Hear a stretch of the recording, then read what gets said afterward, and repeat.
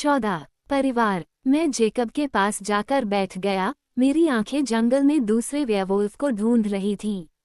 जब वे पेड़ों के बीच से बाहर निकलते हुए दिखाई दिए तो वे वैसे नहीं थे जैसी मैं उम्मीद कर रहा था। मेरे दिमाग में भेड़ियों की छवि बस गई थी। ये सिर्फ 4 बड़े आधे नंगे लड़के थे। फिर से उन्होंने मुझे भाइयों की याद दिला दी, जो 4 जुड़वां थे। जिस तरह से वे सड़क के दूसरी ओर खड़े होने के लिए लगभग एक ही लय में आगे बढ़ते थे, जिस तरह से उन सभी की लाल भूरी त्वचा के नीचे एक जैसी लंबी गोल मांसपेशियां थीं, एक जैसे कटे हुए काले बाल थे, और जिस तरह से उनके हाव भाव बिल्कुल उसी क्षण बदल जाते थे। वे उत्सुक और सतर्क थे। जब उन्होंने मुझे जेकब के बगल में आधा छिपा हुआ देखा तो वे सब एक ही पल में क्रोधित हो गए। सैम अभी भी सबसे बड़ा था, हालांकि जेकब उसके करीब पहुंचने वाला था। सैम को वास्तव में लड़का नहीं माना जाता था। उसका चेहरा रेखाओं या उम्र बढ़ने के संकेतों के अर्थ में नहीं बल्कि मातृत्व, उसके भावों के धैर्य के अर्थ में बड़ा था। तुमने क्या किया है, जेकब? उसने पूछा। अन्य लोगों में से एक, जिसे मैं जेरेड या पॉल को नहीं पहचान पाया, सैम के आगे से निकल गया और जेकब के अपना बचाव करने से पहले ही बोल पड़ा। तुम नियमों का पालन क्यों नहीं कर सकते, जेकब? उसने अपनी बाहें हवा में उछालते हुए चिल्लाया। तुम क्या सोच रहे हो? क्या वह पूरी जनजाति से ज्यादा महत्वपूर्ण है? मारे जा रहे लोगों से ज्यादा? वह मदद कर सकती है। जेकब ने धीरे से कहा। मदद करो, क्रोधित लड़का चिल्लाया। उसकी भुजाएं कांपने लगीं। ओह, ऐसा होने की संभावना है। मुझे यकीन है कि जोंक प्रेमी हमारी मदद करने के लिए तरस रहा है। उसके बारे में ऐसे मत बोलो, जेकब ने लड़के की आलोचना से आहत होकर चिल्लाते हुए कहा। दूसरे लड़के के कंधों से होते हुए रीढ़ की हड्डी तक एक सिहरन दौड़ गई। पॉल, आराम करो, सैम ने आदेश दिया। पॉल ने अपना सिर आगे पीछे हिलाया, विरोध में नहीं, बल्कि ऐसे जैसे वह ध्यान केंद्रित करने की कोशिश कर रहा हो। हे भगवान, पॉल, दूसरे लड़कों में से एक, शायद जेरेड ने बड़बड़ाया। अपने आप पर काबू पाओ। पॉल ने अपना सिर जेरेड की ओर घुमाया, उसके होंठ जलन से पीछे मुड़ गए। फिर उसने अपनी नज़रें दूसरी ओर घुमा लीं। जेकब ने एक कदम आगे बढ़कर खुद को मेरे सामने रखा। उसने ऐसा किया। ठीक है, रक्षक, पॉल ने गुस्से में दहाड़ लगाई। एक और सिहरन, एक ऐंठन, उसके शरीर में फैल गई। उसने अपना सिर पीछे फेंका, उसके दांतों के बीच से एक असली गुर्राहट निकल रही थी। पॉल, सैम और जेकब एक साथ चिल्लाए। पॉल आगे की ओर गिरता हुआ प्रतीत हुआ और जोर से कंपन करने लगा। जमीन पर आधे रास्ते में ही एक जोरदार चीरने की आवाज आई और लड़का फट गया। लड़के के शरीर से गहरे चांदी के बाल निकल आए तथा वह अपने आकार से 5 गुना अधिक बड़े, झुके हुए आकार में एकत्रित हो गया, जो उछलने के लिए तैयार था। भेड़िए का थूथन उसके दांतों पर सिकुड़ गया और उसकी विशाल छाती से एक और दहाड़ निकली। उसकी काली, क्रोधित आंखें मुझ पर केंद्रित थीं। उसी क्षण जेकब सीधे सड़क पार करके राक्षस की ओर दौड़ रहा था। जेकब, मैं चिल्लाया। बीच में ही जेकब की रीढ़ की हड्डी में एक लंबी कंपन सी दौड़ गई। वह आगे की ओर उछला और सिर के बल खाली हवा में गोता लगाया। एक और तेज चीरने वाली आवाज के साथ जेकब भी फट गया। वह अपनी त्वचा से बाहर निकल आया। काले और सफ़ेद कपड़े के टुकड़े हवा में उड़ गए। यह इतनी तेजी से हुआ कि अगर मैं पलक झपकाता तो मैं पूरे परिवर्तन को देख नहीं पाता। एक सेकंड में जेकब हवा में गोता लगाता और फिर वह विशालकाय, लाल भूरे रंग का भेड़िया दिखाई देता, इतना विशाल कि मैं ये समझ नहीं पाया कि उसका द्रव्यमान किसी तरह जेकब के अंदर फिट हो रहा था, जो झुके हुए चांदी के जानवर पर हमला कर रहा था। जेकब ने दूसरे वेयरवुल्फ के हमले का सामना किया। उनकी गुस्से भरी गुर्राहटें पेड़ों से गरजने जैसी गूंज रही थीं। जेकब के कपड़ों के काले और सफ़ेद टुकड़े जमीन पर उड़कर गिर पड़े, जहां वह गायब हो गया था। जेकब, मैं लड़खड़ाते हुए आगे बढ़ी और फिर चिल्लाई। तुम जहां हो वहीं रहो, बेला, सैम ने आदेश दिया। लड़ते हुए भेड़ियों की दहाड़ के कारण उसे सुनना मुश्किल था। वे एक दूसरे पर झपट रहे थे और एक दूसरे को चीर रहे थे।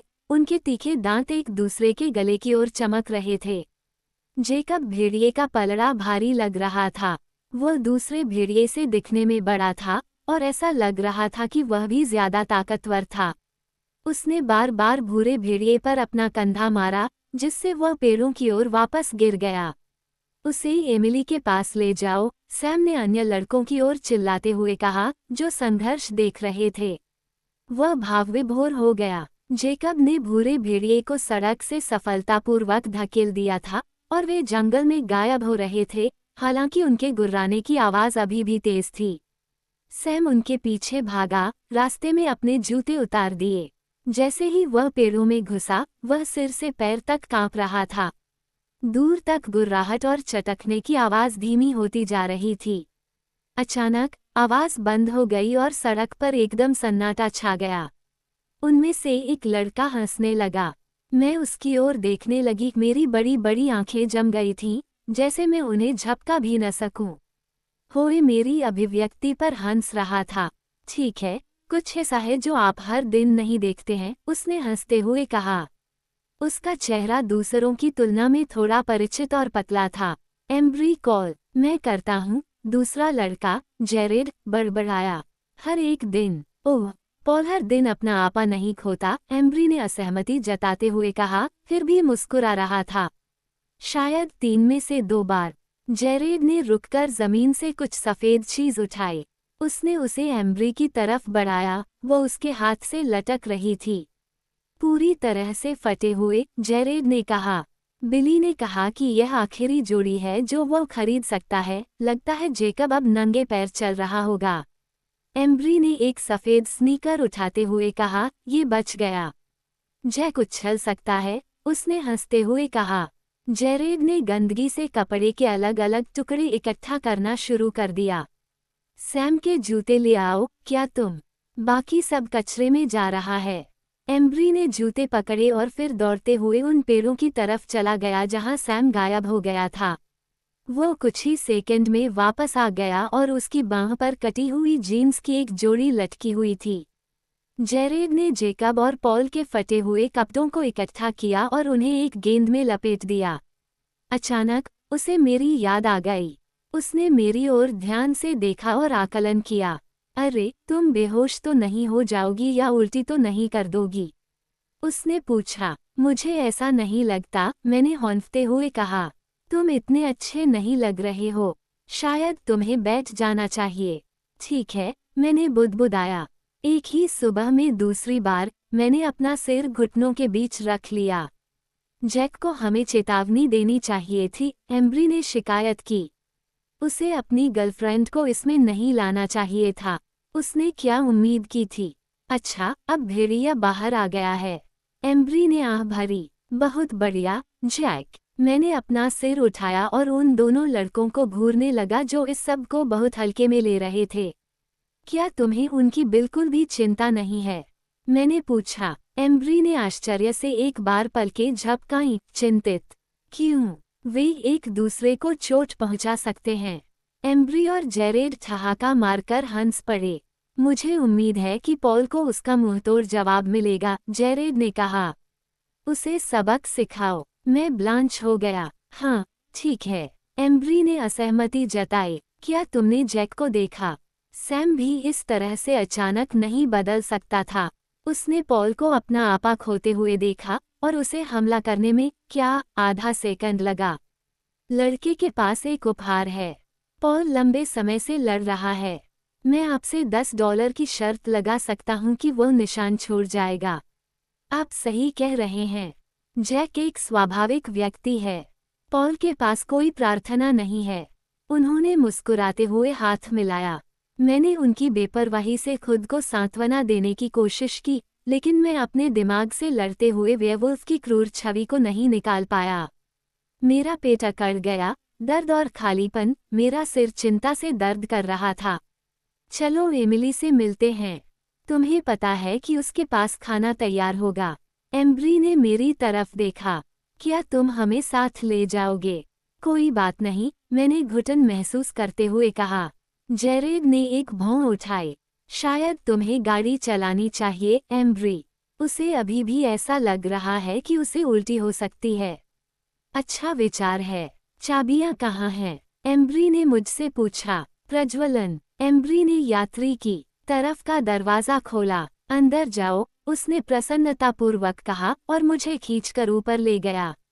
एक हाथ से जमीन पर टिकाकर मुझे मेरी सीट पर ठूंस दिया।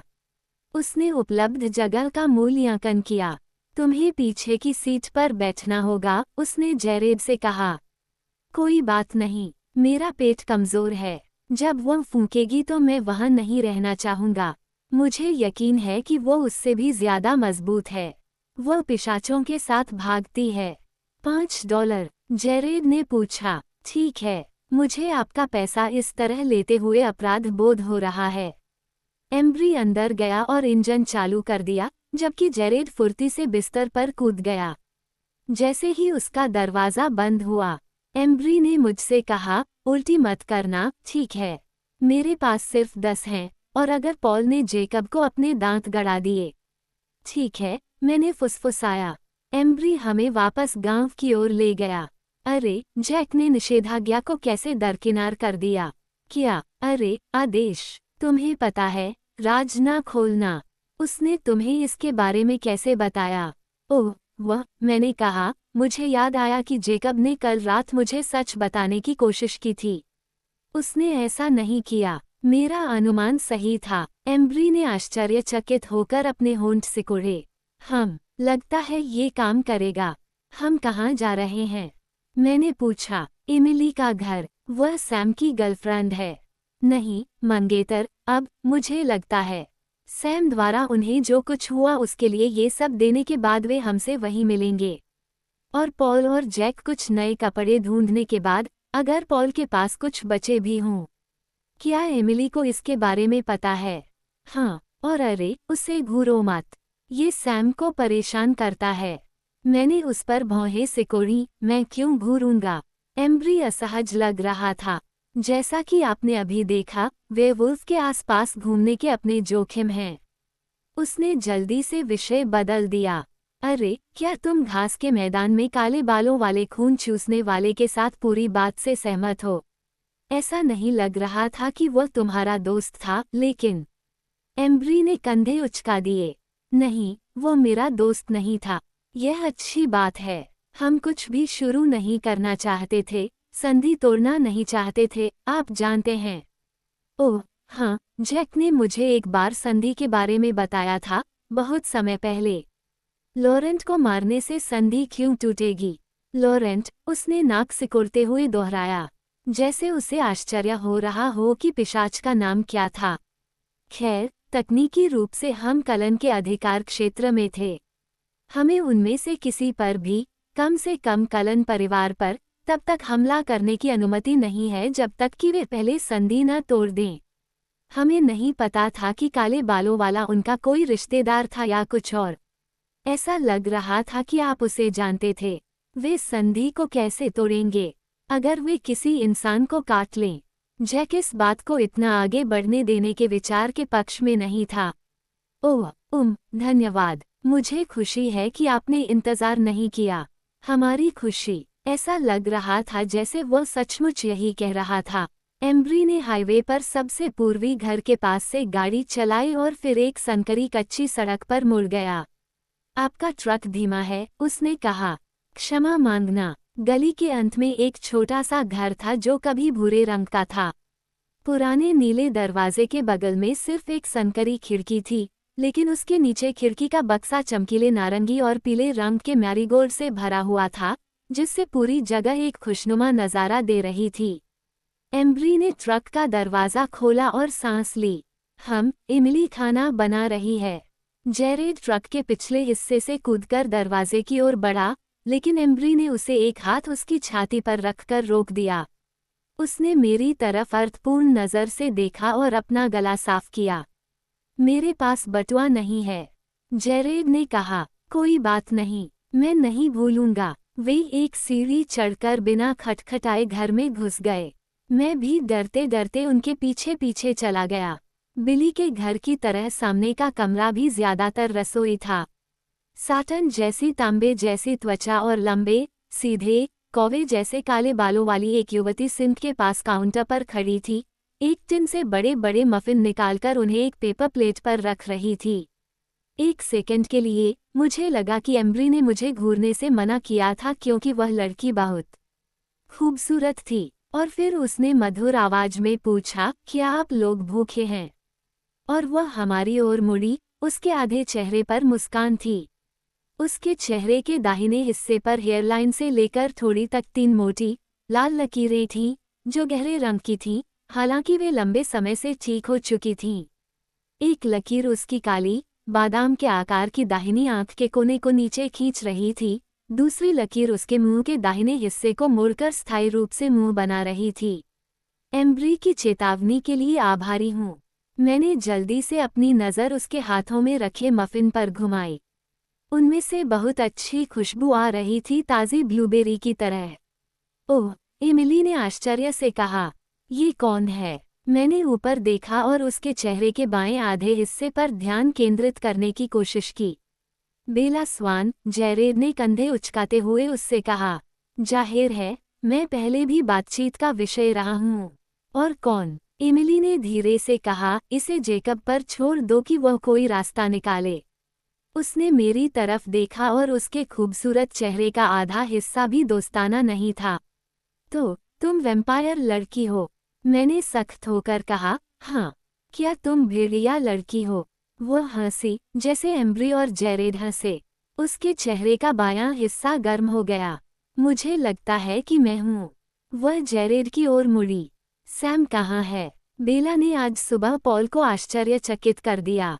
एमिली ने अपनी अच्छी आंखें घुमाईं। आह, पॉल, उसने आह भरी। क्या तुम्हें लगता है कि वे लंबे होंगे? मैं अभी अंडे शुरू करने ही वाली थी। चिंता मत करो, एम्ब्री ने उससे कहा। अगर वे देर से आते हैं, तो हम कुछ भी बर्बाद नहीं होने देंगे। एमिली ने ठहाका लगाया और फिर रेफ्रिजरेटर खोला। इसमें कोई शक नहीं, उसने सहमति जताई। बेला, क्या तुम्हें भूख लगी है? जाओ और मफिन खाओ। धन्यवाद। मैंने प्लेट से एक उठाया और किनारों से चबाना शुरू कर दिया। ये स्वादिष्ट था और मेरे कोमल पेट में यह अच्छा लगा। एम्ब्री ने अपना तीसरा उठाया और उसे पूरा मुंह में ठूंस लिया। एमिली ने उसे डांटते हुए कहा, अपने भाइयों के लिए कुछ बचाकर रखो, और उसके सिर पर लकड़ी का चम्मच मार दिया। ये शब्द सुनकर मैं हैरान रह गया, लेकिन दूसरों को ये बात बिल्कुल भी पसंद नहीं आई। सुअर, जेरेड ने टिप्पणी की। मैं काउंटर पर झुक गया और उन तीनों को एक परिवार की तरह मजाक करते हुए देखा। एमिली की रसोई एक दोस्ताना जगह थी, सफ़ेद अलमारियों और हल्के लकड़ी के फर्श के साथ उज्ज्वल। छोटी सी जगह पर, गोल मेज पर, एक नीला सफ़ेद चीनी मिट्टी का घड़ा जंगली फूलों से भरा हुआ था। एम्ब्री और जेरेड यहाँ पूरी तरह से सहज लग रहे थे। एमिली एक बड़े पीले कटोरे में कई दर्जन अंडे मिला रही थी। उसने अपनी लवेंडर शर्ट की आस्तीन ऊपर उठाई हुई थी, और मैं देख सकता था कि निशान उसके हाथ से नीचे उसके दाहिने हाथ के पीछे तक फैले हुए थे। वेवुल्फ के साथ घूमने में वाकई जोखिम था, जैसा कि एम्ब्री ने कहा था। सामने का दरवाज़ा खुला और सैम अंदर आया। एमिली, उसने कहा, और उसकी आवाज़ में इतना प्यार था कि मैं शर्मिंदा और दखलंदाज महसूस कर रहा था, जब मैंने उसे एक कदम में कमरे को पार करते हुए और उसके चेहरे को अपने चौड़े हाथों में लेते हुए देखा। वह नीचे झुका, और उसके होंठों को चूमने से पहले उसके दाहिने गाल पर काले निशानों को चूमा। अरे, ऐसा कुछ नहीं, जेरेड ने शिकायत की। मैं खा रहा हूँ। तो चुप हो जाओ और खाना खाओ, सैम ने एमिली के खराब हो चुके मुंह को फिर से चूमते हुए सुझाव दिया। उफ, एम्ब्री ने कराहते हुए कहा। ये किसी भी रोमांटिक फिल्म से भी बदतर था। यह इतना वास्तविक था कि यह खुशी, जीवन और सच्चे प्यार के साथ जोर से गाता था। मैंने अपना मफिन नीचे रखा और अपनी खाली छाती पर अपनी बाहें मोड़ लीं। मैं फूलों को घूरता रहा, उनके पल की पूरी शांति और मेरे घावों की दयनीय धड़कन को अनदेखा करने की कोशिश करता रहा। जब जेकब और पॉल दरवाजे से अंदर आए तो मैं विचलित हो गया, और फिर जब मैंने देखा कि वे हंस रहे थे तो मैं चौंक गया। जब मैं देख रहा था, पॉल ने जेकब के कंधे पर मुक्का मारा और जेकब ने बदले में किडनी पर वार किया। वे फिर से हंसे। वे दोनों एक ही टुकड़े में दिखाई दिए। जेकब ने कमरे को देखा, उसकी आंखें तब रुक गईं जब उसने मुझे रसोई के दूर कोने में काउंटर के सहारे असहज और अस्त व्यस्त होकर झुके हुए पाया। अरे बेल्स, उसने मुझे खुशी से अभिवादन किया। उसने टेबल के पास से गुजरते हुए 2 मफिन उठाए और मेरे पास आकर खड़ा हो गया। पहले के लिए माफ करना, उसने दबी आवाज में कहा। तुम कैसे हो? चिंता मत करो, मैं ठीक हूँ। बढ़िया मफिन। मैंने अपना मफिन वापस उठाया और फिर से निबरग शुरू कर दिया। जैसे ही जेकब मेरे पास आया, मेरी छाती बेहतर महसूस करने लगी। ओह यार, जेरेड ने हमें बीच में रोकते हुए कहा। मैंने ऊपर देखा और वह और एम्ब्री पॉल की बांह पर एक फीकी गुलाबी रेखा की जांच कर रहे थे। एम्ब्री मुस्कुरा रहा था, बहुत खुश था। $15, वह गर्व से बोला। क्या तुमने ऐसा किया? मैंने जेकब से फुसफुसाकर पूछा, शर्त को याद करते हुए। मैंने उसे मुश्किल से छुआ है। वह सूर्यास्त तक पूरी तरह ठीक हो जाएगा। सूर्यास्त तक? मैंने पॉल की बांह पर बनी रेखा को देखा। अजीब था, लेकिन ये कई सप्ताह पुरानी लग रही थी। भेड़िया वाली बात, जेकब फुसफुसाया। मैंने सिर हिलाया, कोशिश करते हुए कि मैं अजीब न दिखूं। तुम ठीक हो? मैंने उससे धीरे से पूछा। मुझे एक खरोंच भी नहीं आई। उसके चेहरे पर आत्मसंतुष्टि थी। अरे दोस्तों, सैम ने ऊंची आवाज में कहा, छोटे से कमरे में चल रही सभी बातचीत को बीच में ही रोक दिया। एमिली स्टोव पर थी, एक बड़ी कड़ाही में अंडे का मिश्रण खुरच रही थी, लेकिन सैम का एक हाथ अभी भी उसकी पीठ के निचले हिस्से को छू रहा था, एक अनजाने इशारे से। जेकब के पास हमारे लिए जानकारी है। पॉल को कोई आश्चर्य नहीं हुआ। जेकब ने शायद उसे और सैम को पहले ही यह बात समझा दी होगी, या उन्होंने सिर्फ उसके विचार सुने होंगे। मुझे पता है कि लाल बालों वाली लड़की क्या चाहती है। जेकब ने अपने शब्द जेरेड और एम्ब्री की ओर निर्देशित किए। यही तो मैं तुम्हें पहले भी बताने की कोशिश कर रहा था। उसने उस कुर्सी के पैर पर लात मारी जिस पर पॉल बैठा हुआ था। और जेरेड ने पूछा। जेकब का चेहरा गंभीर हो गया। वह अपने साथी का बदला लेने की कोशिश कर रही है, लेकिन ये काले बालों वाली जोंक नहीं थी जिसे हमने मारा था। कलेंस ने पिछले साल उसका साथी पा लिया था और अब वह बेला के पीछे पड़ी है। यह मेरे लिए कोई नई बात नहीं थी, लेकिन फिर भी मैं कांप उठा। जेरेड, एम्ब्री और एमिली आश्चर्य से मेरी ओर देखने लगे। वह तो बस एक लड़की है, एम्ब्री ने विरोध किया। मैंने यह नहीं कहा कि यह समझ में आता है, लेकिन इसलिए खून चूसने वाली लड़की हमसे आगे निकलने की कोशिश कर रही है। वह फोक्स की ओर जा रही है। वे काफी देर तक मुझे घूरते रहे, उनके मुंह खुले रहे। मैंने अपना सिर झुका लिया। बहुत बढ़िया, जेरेड ने आखिरकार कहा, उसके मुंह के कोनों पर मुस्कान उभरने लगी। हमारे पास चारा है। जेकब ने बहुत ही तेज गति से काउंटर से कैन ओपनर उठाया और जेरेड के सिर पर फेंका। जेरेड का हाथ मेरी कल्पना से भी अधिक तेजी से ऊपर उठा और उसने औजार को पकड़ लिया, इससे पहले कि वो उसके चेहरे पर गिरे। बेला इस्नोर चारा, आप जानते हैं कि मेरा क्या मतलब है, जेरेड ने बेबाकी से कहा। तो हम चप्पू के पैटर्न बदल देंगे, सैम ने उनकी बहस को अनदेखा करते हुए कहा। हम कुछ छेद छोड़ने की कोशिश करेंगे और देखेंगे कि क्या वह इसके लिए तैयार होती है। हमें अलग होना पड़ेगा और मुझे ये पसंद नहीं है, लेकिन अगर वह वास्तव में बेला के पीछे है, तो वह शायद हमारी विभाजित संख्या का फायदा उठाने की कोशिश नहीं करेगी। क्विट को हमसे मिलने के लिए बहुत करीब होना होगा, एम्ब्री ने धीरे से कहा। तभी हम बराबर बराबर बन सकेंगे। सभी ने नीचे देखा। मैंने जेकब के चेहरे पर नजर डाली और वह निराशाजनक था, जैसे कल दोपहर को उसके घर के बाहर था। चाहे वे अपने भाग्य से कितने भी सहज क्यों न लग रहे हों, यहाँ इस खुशहाल रसोई में इनमें से कोई भी वेयरवुल्फ अपने दोस्त के लिए ऐसा ही भाग्य नहीं चाहता था। ठीक है, हम इस पर भरोसा नहीं करेंगे, सैम ने धीमी आवाज में कहा और फिर अपनी सामान्य आवाज में बोलना जारी रखा। पॉल, जेरेड और एम्ब्री बाहरी परिधि पर कब्जा कर लेंगे और जेकब और मैं आंतरिक परिधि पर कब्जा कर लेंगे। जब हम उसे फंसा लेंगे तो हम अंदर घुस जाएंगे। मैंने देखा कि एमिली को ये बिल्कुल पसंद नहीं था कि सैम छोटे समूह में हो। उसकी चिंता ने मुझे जेकब की ओर देखने पर मजबूर कर दिया। मुझे भी चिंता हो रही थी। सैम ने मेरी नज़र पकड़ी। जेकब को लगता है कि यह सबसे अच्छा होगा कि आप जितना संभव हो उतना समय लापुश में बिताएं। उसे पता नहीं होगा कि आपको इतनी आसानी से कहाँ ढूंढना है। बस मामले में चाली के बारे में क्या? मैंने पूछा। मार्च मैडनेस अभी भी जारी है, जेकब ने कहा। मुझे लगता है कि बिली और हैरी चाली को काम पर न होने पर यहाँ रोक सकते हैं। रुको, सैम ने एक हाथ ऊपर उठाते हुए कहा। उसकी नज़र एमिली पर पड़ी और फिर वापस मेरी ओर। यही जेकब को सबसे अच्छा लगता है, लेकिन आपको खुद ही फैसला करना होगा। आपको दोनों विकल्पों के जोखिमों को बहुत गंभीरता से तौलना चाहिए। आपने आज सुबह देखा कि यहाँ चीजें कितनी आसानी से खतरनाक हो सकती हैं, कितनी जल्दी वे हाथ से निकल जाती हैं। यदि आप हमारे साथ रहना चुनते हैं, तो मैं आपकी सुरक्षा के बारे में कोई गारंटी नहीं दे सकता। मैं उसे चोट नहीं पहुंचाऊंगा, जेकब ने नीचे देखते हुए कहा। सैम ने ऐसा व्यवहार किया जैसे उसने उसे बोलते हुए सुना ही न हो। अगर कोई और जगह होती जहां तुम सुरक्षित महसूस करते। मैंने अपने होंठ काटे। मैं कहाँ जा सकता था जहां किसी और को खतरा न हो।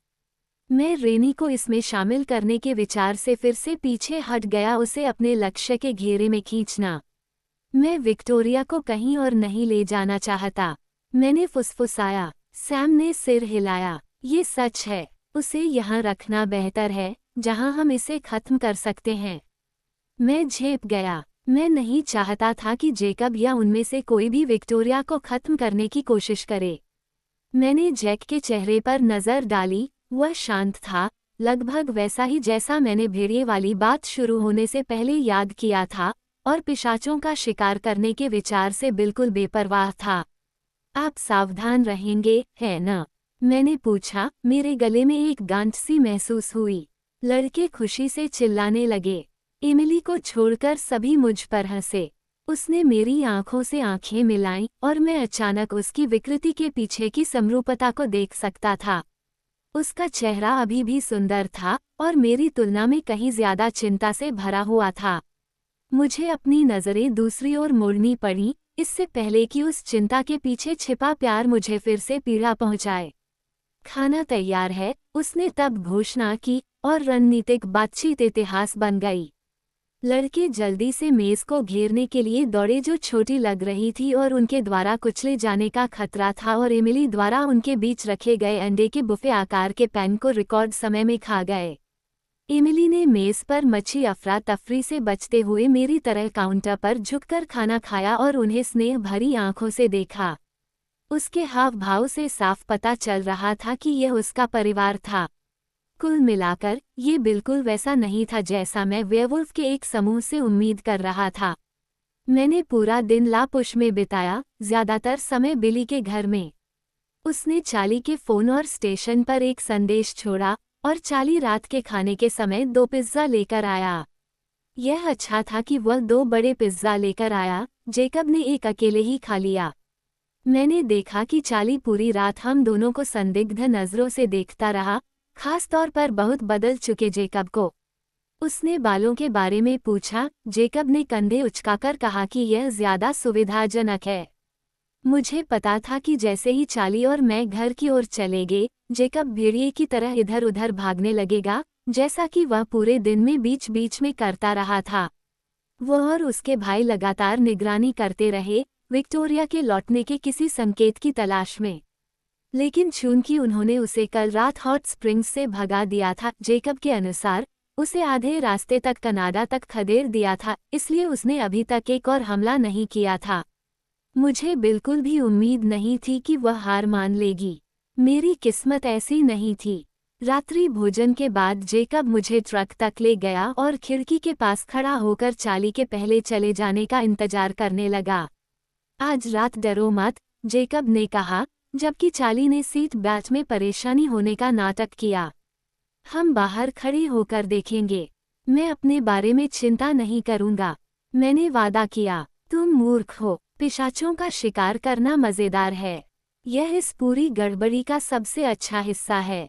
मैंने अपना सिर हिलाया। अगर मैं मूर्ख हूँ, तो आप खतरनाक रूप से असंतुलित हैं। वह हंसा, थोड़ा आराम करो बेला प्रिय, तुम थकी हुई लग रही हो।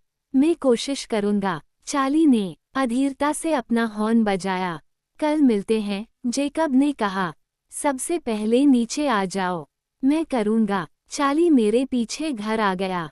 मैंने अपने रियरव्यू मिरर में रोशनी पर बहुत कम ध्यान दिया। इसके बजाय मैं सोच रहा था कि सैम और जेरेड और एम्ब्री और पॉल कहाँ हैं, रात में दौड़ रहे हैं।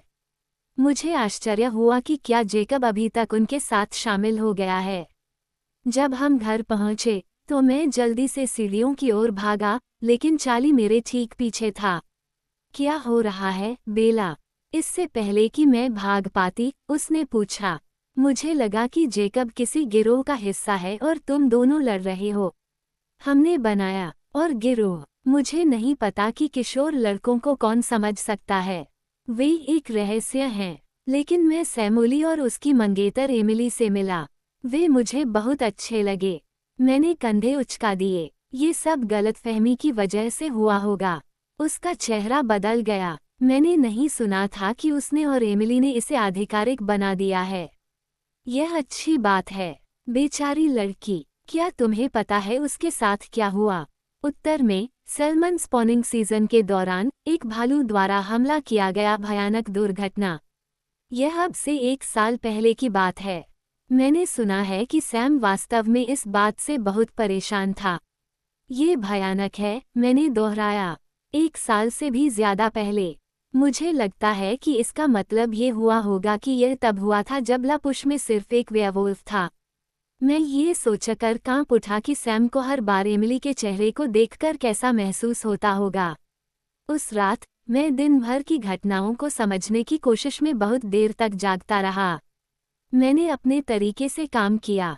बिली, जेकब और चार्ली के साथ डिनर से लेकर ब्लैक्स के घर में बिताई गई लंबी दोपहर तक, जेकब से कुछ सुनने के लिए उत्सुकता से इंतजार करते हुए, एमिली की रसोई तक, वेयरवुल्फ की लड़ाई की भयावहता तक, समुद्र तट पर जेकब के साथ बातचीत तक। मैंने सोचा कि जेकब ने आज सुबह पाखंड के बारे में क्या कहा था। मैंने इस बारे में बहुत देर तक सोचा। मुझे ये सोचना अच्छा नहीं लगा कि मैं पाखंडी हूँ, लेकिन झूठ बोलने का क्या मतलब है? खुद एक एक गेंद की तरह मुड़ा हुआ था। नहीं, एडवर्ड हत्यारा नहीं था। अपने काले अतीत में भी वह कभी भी मासूमों का हत्यारा नहीं रहा था, कम से कम। लेकिन अगर वह होता तो क्या होता?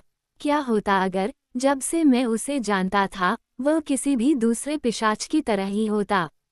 क्या होता अगर लोग जंगल से गायब हो जाते, जैसे कि अब हो रहे हैं? क्या इससे मैं उससे दूर रह पाता? मैंने उदास होकर अपना सिर हिलाया। प्यार तर्कहीन है, मैंने खुद को याद दिलाया। जितना ज्यादा आप किसी से प्यार करते हैं, उतना ही कम कुछ समझ में आता है। मैं पलट गया और कुछ और सोचने की कोशिश की और मैंने जेकब और उसके भाइयों के बारे में सोचा, जो अंधेरे में भाग रहे थे। मैं भेड़ियों की कल्पना करते हुए सो गया, जो रात में अदृश्य थे, मुझे खतरे से बचा रहे थे। जब मैंने सपना देखा, तो मैं फिर से जंगल में खड़ा था, लेकिन मैं भटक नहीं रहा था। मैं एमिली के जख्मी हाथ को पकड़े हुए था और हम छाया में मुंह करके खड़े थे और उत्सुकता से हमारे वेयरवुल्फ के घर आने का इंतजार कर रहे थे।